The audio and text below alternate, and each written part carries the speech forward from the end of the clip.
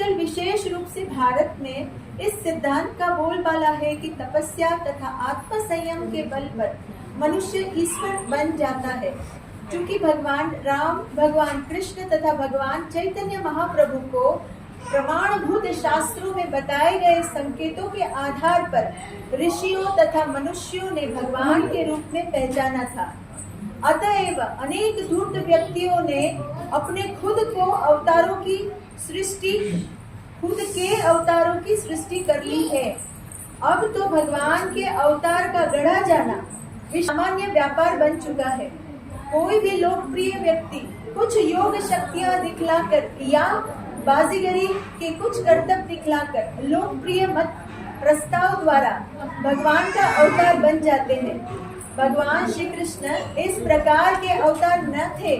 वे अपने आविर्भाव काल से ही वास्तविक रूप से भगवान थे।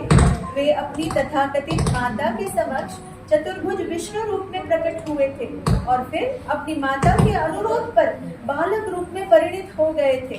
वे तुरंत ही अपनी इस माता को छोड़कर गोकुल में अपने एक और भक्त के यहाँ चले गए, जहाँ उन्हें नंद महाराज तथा यशोदा माता ने अपने पुत्र रूप में स्वीकार किया। इसी प्रकार श्री बलराम भी, जो भगवान कृष्ण के पूरक हैं, श्री वासुदेव की अन्य पत्नी से उत्पन्न बालक समझे जाते हैं। भगवत गीता में भगवान कहते हैं कि उनका जन्म तथा उनके कर्म दिव्य है और जो भाग्यशाली व्यक्ति उनके जन्म तथा कर्म की दिव्य प्रकृति को जान लेता है, वह तुरंत मुक्त होकर भगवत धाम को जा सकता है।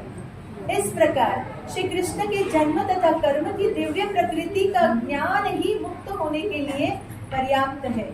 भागवत में भगवान श्री कृष्ण की दिव्य प्रकृति का वर्णन 9 स्कंधों में हुआ है और 10वें स्कंध में उनकी विशिष्ट लीलाएं दी गई हैं। इस ग्रंथ को ज्यों कोई पढ़ता है, त्यों यह सब ज्ञात होता जाता है।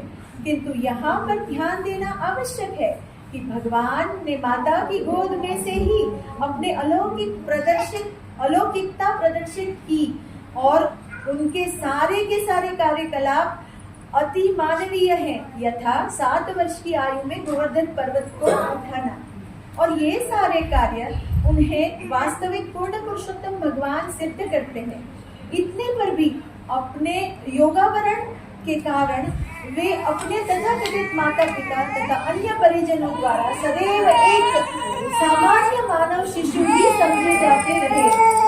जब भी वे कोई अत्यंत पराक्रमी कार्य करते, उनके माता पिता उसे अन्य रूप में ग्रहण करते। इस प्रकार वे अपने पुत्र के प्रति अविचल प्रेम से सदा दुष्ट रहते। अतएव नैमिषारण्य के ऋषिगण उन्हें मनुष्यवत बताते हैं, लेकिन वास्तव में वे परम शक्तिमान भगवान हैं। हरे कृष्ण।